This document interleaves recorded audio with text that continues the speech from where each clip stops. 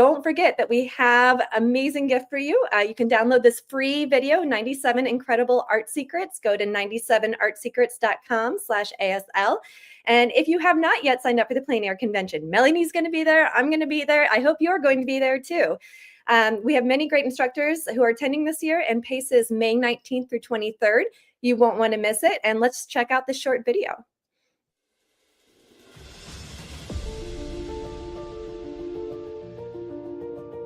Every artist deserves a chance to discover what they're truly capable of. This is yours. Join the world's top painters for 5 days of immersive learning, creativity, and connection in the most picturesque regions of Lake Tahoe and Reno. I enjoy the scenery, I enjoy the locations, and I enjoy meeting people. With hands-on coaching, 5 stages, plus daily painting sessions and a community of passionate creators, you'll grow your skills like never before. It's a wonderful experience. I mean, it's a wealth of information. I got personal instruction from 𝗕𝗵𝗁. Do you believe that? I'm so excited. It's just awesome to hear other people talk about painting. At PACE, you're not just learning, you're connecting. Build lifelong friendships with like-minded artists who share your passion.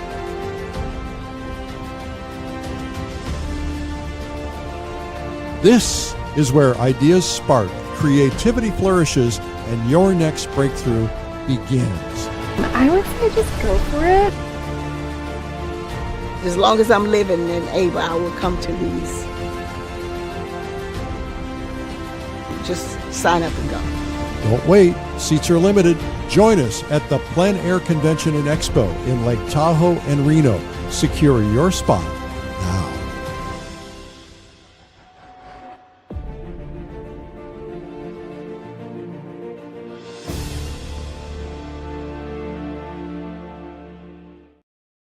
Okay, and everyone, please don't forget to subscribe and like this channel at Art School Live and on YouTube at 𝗕𝗏𝗄𝗏. Again, my name is Mandy Tice, and I'm going to be demoing shortly on the 𝗬𝗏𝗃𝗃 Arts YouTube channel, and I hope to see you there. Thank you, everybody, for joining us today. I can't wait to see what we have tomorrow going on. It's always a wonderful art delight every day on Art School Live. So thanks for being here, and I'll see you tomorrow.